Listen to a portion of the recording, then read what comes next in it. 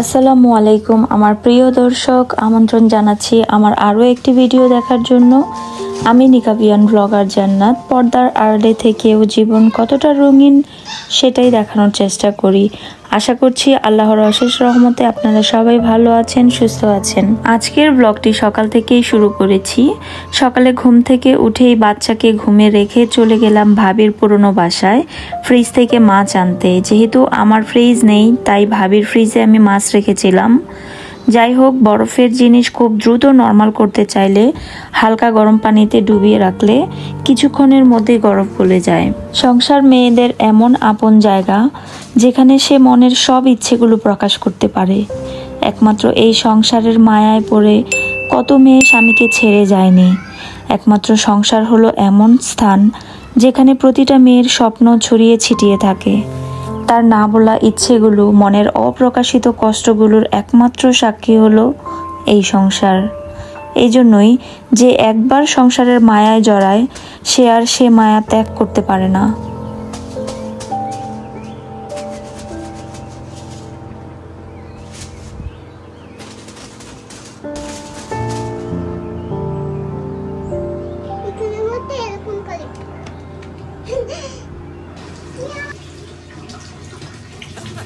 আমার বারান্দার গাছগুলোকে কেটে ফেলার পর আর নতুন করে এখনও গাছ লাগানো হয়নি। শুধু ইনডোর 2-3টা গাছ রেখেছি। আস্তে আস্তে সব গাছ আবার আনবো।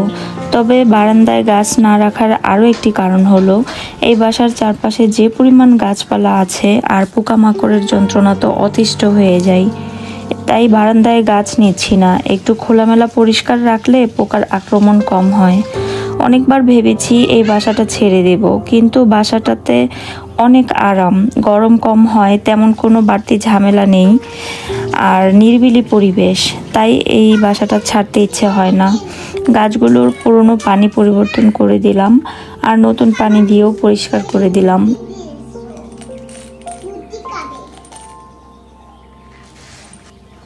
রান্না শুরু করার আগে আমি চুলা ও চুলার চারপাশ ভালোভাবে পরিষ্কার করে নেই।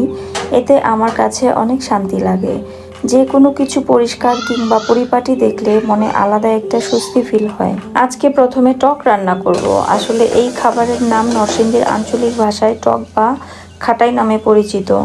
এই তরকারি যদিও আমার হাতে 100% সুস্বাদু হয় না, তবে খাওয়ার মতো চলে। এই তরকারি নরসিংদীর মানুষই বেশি পছন্দ করে। এটি সাধারণত টক জাতীয় খাবার দিয়ে তৈরি করা হয়, যেমন জলপাই, তেঁতুল, চালতা, বিলম্ব, এই ধরনের যে কোনো টক। আর সাথে যে কোনো মাছ দিতে হয়। বেশি ভালো হয় যদি ছোট মাছ দিয়ে রান্না করা হয়, তবে এটার স্বাদ আরও অনেক গুণ বেশি হয়। এটার রেসিপি আসলে তেমন কঠিন কিছু না। পেঁয়াজ কুচি, রসুন কুচি কিংবা রসুন বাটা হলে বেশি ভালো হয়।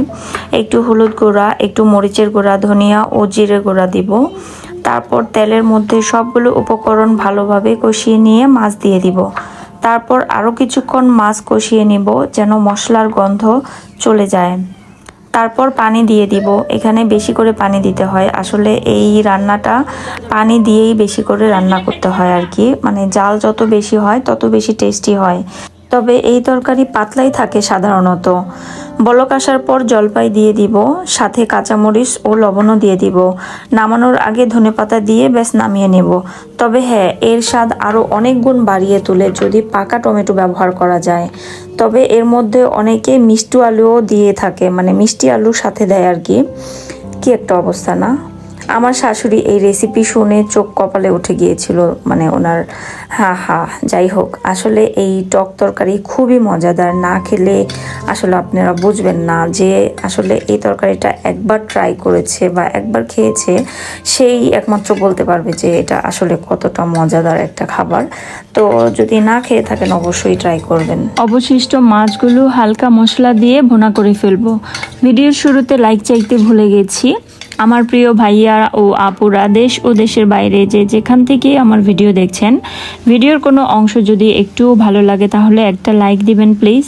কারণ আপনার এক ক্লিকেই আমার একটা উৎসাহ, আপনার একটি মতামত আমার জন্য খুবই গুরুত্বপূর্ণ এবং আপনার এক সাবস্ক্রাইব আমার দিনটা স্পেশাল। আর নতুন ভিডিও মিস করতে না চাইলে বেল আইকনটি অন করে দিন। রোজ দেখা হবে ইনশাল্লাহ নতুন কোনো কাহিনীতে। এই ধনেপাতাগুলোর স্বাদ ও গন্ধে অতুলনীয়, আমার অনেক পছন্দ। বেশিরভাগই এই পাতার ভর্তা করে থাকি। আজ তরকারিতে এই ধনেপাতাগুলো দিব। ফ্রিজে না রাখার কারণে পাতাগুলো লাল হয়ে যাচ্ছে। আমি এখান থেকে কিছু পাতা কালকের জন্য রেখে দিব আর বাকিগুলোকে কুচি করে তরকারিতে দিয়ে দিব।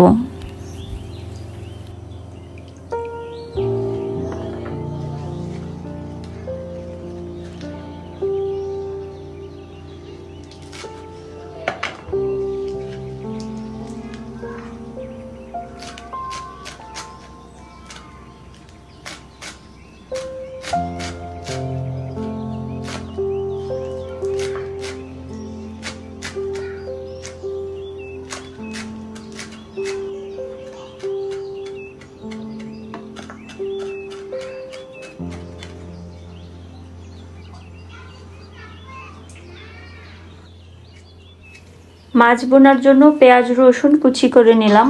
এদিকে ভাত রান্নাও হয়ে গেছে।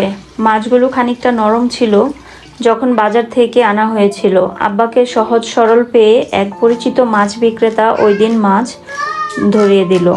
মাছগুলো এত নরম ছিল যে আমি ধুইতে পারছিলাম না। এখন তো কিছু করার নেই, তো মাছগুলো নরম তাই হালকা ভেজে নিব। আর এই ভোনাতে আমি বাটা মশলা ব্যবহার করব না। পেঁয়াজ রসুন কুচি, হলুদ মরিচ জিরা ধনিয়া গুঁড়া এগুলো দিয়েই আমি মাছ ভোনাটা কমপ্লিট করব। আর মাছ ভোনাতে আমি লেবু পাতা ব্যবহার করব। জানি না লেবু পাতা তরকারিতে আপনারা কেউ ব্যবহার করেন কিনা, তবে লেবু পাতার স্মেলটা অনেক সুন্দর।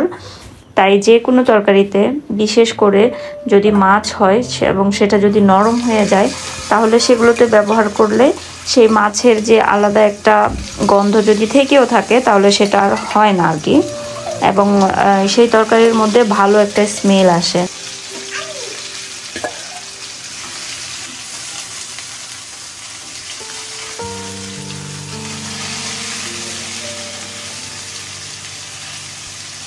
বিয়ের এত বছর পরেও আমি যখন মাছ রান্না করতে যাই, তখন আমি যখন মাছ কড়াইতে ছাড়ি তখন আমার খুব ভয় লাগে, মানে হাতে যদি ছিটে আসে। আমি হাত দিয়ে দিতে পারি না, আমি চামচ দিয়ে ব্যবহার করি, মানে চামচ দিয়ে মাছগুলো দিই।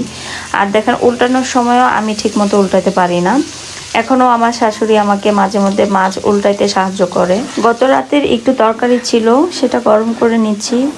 পাশাপাশি খাওয়া হয়ে যাবে এই তরকারির সাথে, না হলে নষ্ট হবে বা ফেলানো যাবে আর কি। তো আমি সচরাচর কোনো তরকারি পুরাতন হয়ে গেলে বা গত রাতের থাকলে সেগুলোকে ফেলে দেই না, গরম করে খেয়ে নেই। এবং আগে গিয়ে পুরাতন তরকারিটা শেষ করে তারপরে নতুন তরকারি নেই। তাতে করে খাবারও অপচয় হয় না, আর আমারও ভালো লাগে না কোনো খাবার ফেলে দিতে। আজকের দিনটা মাশাআল্লাহ অনেক সুন্দর, হালকা বৃষ্টি বৃষ্টি ভাব। ওয়েদারটা আসলে এরকম থাকলে খুবই ভালো লাগে দেখতে, আর মনটাও অনেক ফুরফুরা থাকে। মনে হয় যেন খোলা আকাশের নিচে কোথাও ঘুরতে যাই। কে কোথা থেকে আমার ভিডিওটি দেখছেন কমেন্ট করে অবশ্যই জানাবেন। আর এখনও যদি আমার ভিডিও কন্টিনিউ করে থাকেন এবং লাইক না দিয়ে থাকেন, তাহলে প্লিজ আমার ভিডিওটিতে একটি লাইক দিবেন, কারণ আপনার একটি লাইকে আমি অনেক বেশি উৎসাহ পাই। আমার মাছ বোনা অলমোস্ট কমপ্লিট হয়ে গিয়েছে।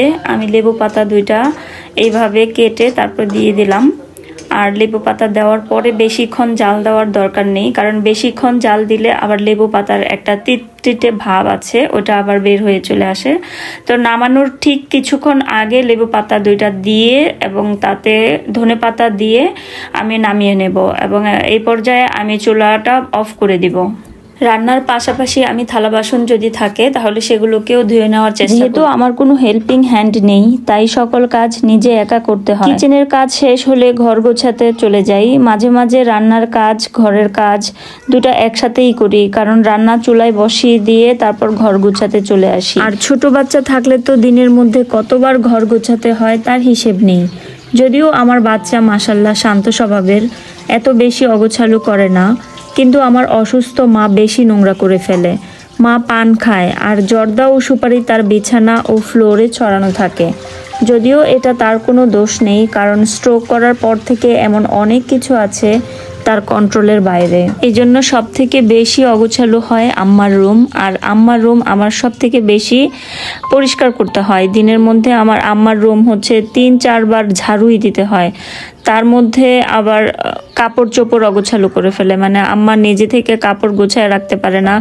আম্মার ওয়ার্ড্রপ দিনে 3-4 বার আমি গোছায় দেই, মানে তার যে ড্রয়ারে কাপড় রাখে সেখানে আসলে সে একটা কাপড় বের করতে নিলে সে সবগুলো কাপড় উল্টাপাল্টা এলোমেলো করে ফেলে আর সব কাপড় নিচে ফেলে দেয়। এটা হচ্ছে সমস্যা।